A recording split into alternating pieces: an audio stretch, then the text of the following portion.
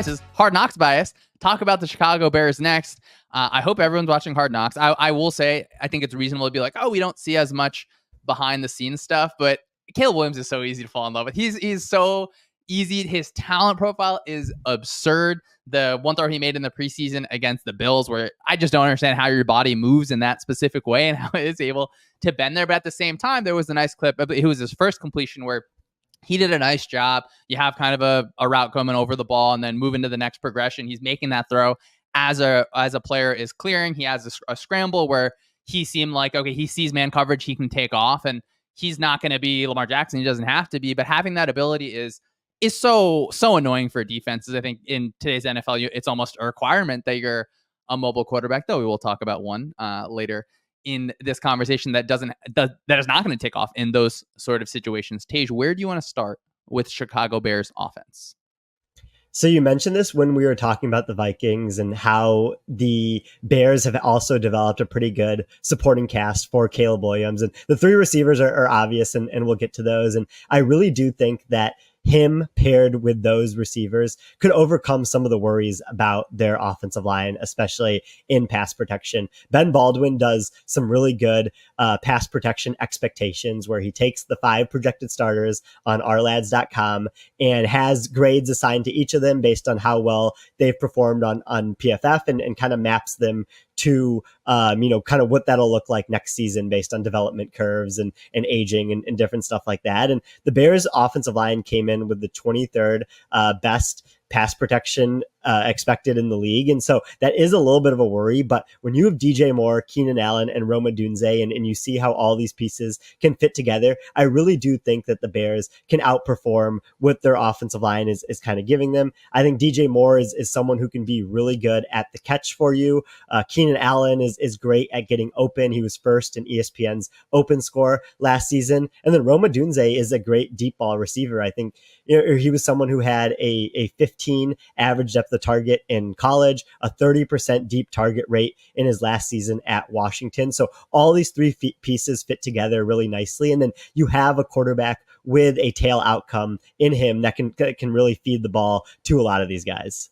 Can you imagine being Shane Waldron going from Metcalf, Lockett, JSN coming in to now you get Moore and Odunze? I think I'm so high on Odunze where I think it's reasonable to say, hey, he's a rookie receiver. What should his expectation be? He's probably not going to have 1,500 yards. Not that I'm saying that's what he should be expected to have. I do think it's a big season for Shane Waldron, where in Seattle, he had a lot of times where there was certainly creativity where you see things like 2 running backs to the same side or the full house backfield, and then there's kind of play action off of that. But I don't know, it may have been that he was able to really benefit from 2 years ago, a big season where like Geno, Metcalf, and Lockett, their down the field receptions were just at an absurd clip, where now Geno's returning to the Geno Smith podcast 2 seasons in a row where he's doing a great job throwing deep down the field. But yeah, look, doing that 15-yard ADOT is so crazy. I think it makes sense in that Washington offense in college. I do like there is a theory here, but behind the pass catchers where you can win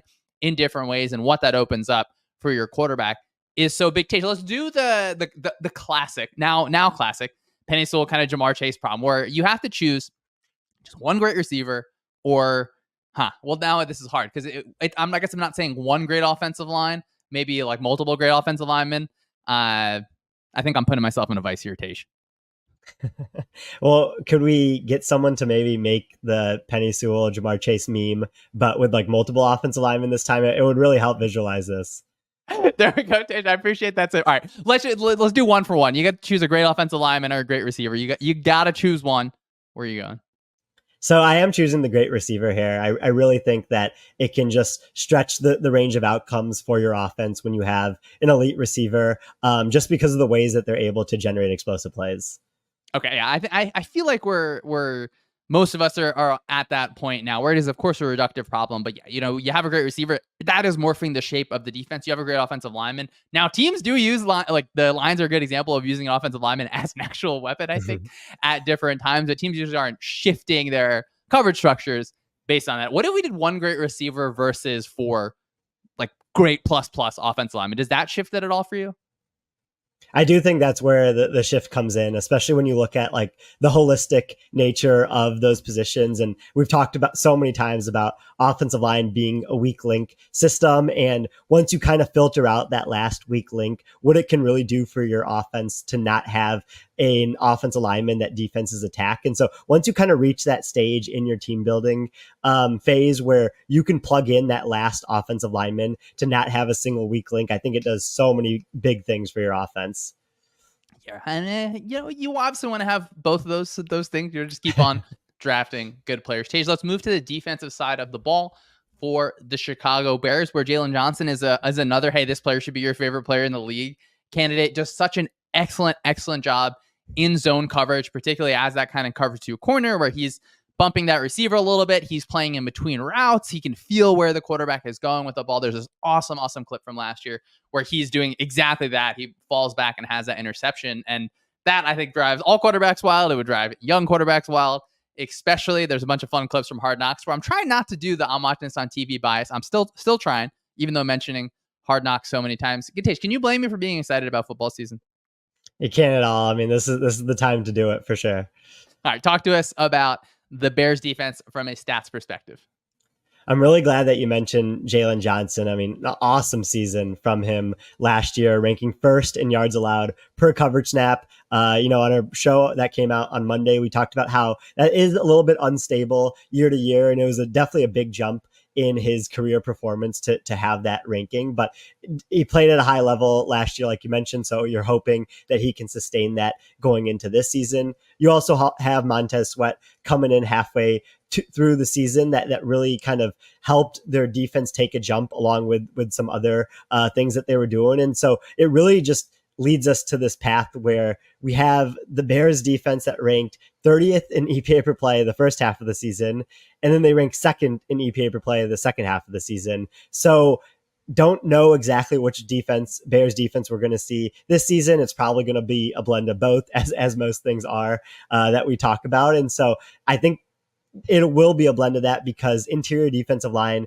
is still a question mark. We know Matt Eberflus really likes to have a good three technique, and he hasn't really got that yet in this defense. You're hoping for some development from some guys there, but haven't really seen it out on the field yet. So this Bears defense will be fascinating to watch in 2024 because of just the way that they played in the first half of the season compared to the second half. Tej, what is your approach when you have a unit that is on one extreme in the first half of the season, either good or bad, and then one half or on the other side of the distribution in the second half? We haven't talked about the Packers yet. That's an offense where Jordan Love had ups and downs, certainly. So that's another example. But I'm putting you in a tough spot here. I haven't asked you, and I'm going to ask you another question after this that I haven't asked you to research yet, but I'm asking your initial feelings on, like, what do we do there? Do we just say, all right, well, the vibes are good. Like, I can point you to 5-6 players on this defense that I like. They've shown success. You assume that a lot of that stuff is going to carry over. Jalen Johnson, again, is great at what he does, and hopefully that can help you. What should our approach be there? Yeah, I mean, the general approach to defenses between seasons in general is just to kind of regress back to the mean, because of just the unpredictable nature of defenses in general. And so when you have something like the Bears defense last year, all of that information is valuable to you, and the things that happen in the second half of the season is more likely to be predictive of the first half, but they need to be combined when looking at what they're going to be like in 2024. And so when you're projecting out the Bears defense from a rating standpoint this year, like they probably won't be as high as second just because we still have the first half. We kind of know the talent on the roster, but they're definitely going to be better than they were the first half of the season, just because of how much better they were at the end of the year. Tej, I think that one of the things that probably upsets me the most about all the time we spend talking together about you getting more into scheme, me getting more into stats, is I feel like I've become more of the, oh, well, this great thing that happened will probably regress. And it bothers me because I do think there's so much truth there. But I want to be the no. Rome Dunze is going to get 2,000 yards, or the defense is going to be able to be stable. Like, the top defense is gonna keep on going. The quarterback that threw no interceptions the entire season is going to be able to do that again. So I obviously love talking to you about football, and you certainly made me smarter. But that one hurts. It does. It's the bus meme, as always. Just that one guy smiling on the side, looking out at the sun, and then the other guy who's sad, looking out at the clouds. Look at us, just mentioning multiple memes here. Tej, I wanted to ask you if you have kind of initial thought again, I don't think I asked you to put together any data on this, but is a cornerback's metrics in zone coverage year over year a little more stable, you think, than man coverage year over year? I'm thinking about it from more of the scheme perspective, where we talked last episode about like man coverage is going to be so volatile because what happens in that result is going to be a bigger problem. Maybe zone doesn't have the same tails on both ends of that distribution. Maybe it is a little bit more in the middle, because a lot of times in these zone coverage, your vision of the quarterback, player catches the ball, you break on it and make a tackle. And then maybe that's more depending on if you're able to make a big play on the ball. But do you have any kind of thoughts on stability of a player's performance in zone coverage versus man coverage year over year? Yeah, I haven't done any research on this in particular. I do think that Judah Fortgang and Arjun Menon and Haley English, who worked a lot on coverage stats at PFF, have. So I can definitely go back and look at that eventually. But yeah, I mean, you brought up a lot of like interesting points there with kind of how when you're playing man coverage, your distribution is wider. You have a wider range of outcomes. But I also think that would be more stable from a cornerback's perspective, because they have so much control over what the man coverage from their perspective looks like. I think when you're playing zone, and I'd be really curious to hear what you think about this. Like, it's a lot less control over like what you can do as an individual cornerback, and you're also just like a part of a larger system there. That's actually a very good point. And in particular, there are routes that when the receiver, we see Amon-Ra St. Brown run it all the time, whether you call it a looky route, a choice route, where have your initial stem and then you are breaking based on where the defense is. So in man coverage, that is obviously, in man coverage, you're a lot of times going to have predetermined leverage. But in zone coverage, there's going to be players in specific spots. So you're right, where in zone coverage, it's not just that it's passive defense, but on that particular route, it is a little bit more of a passive activity, where in man coverage, you're manipulating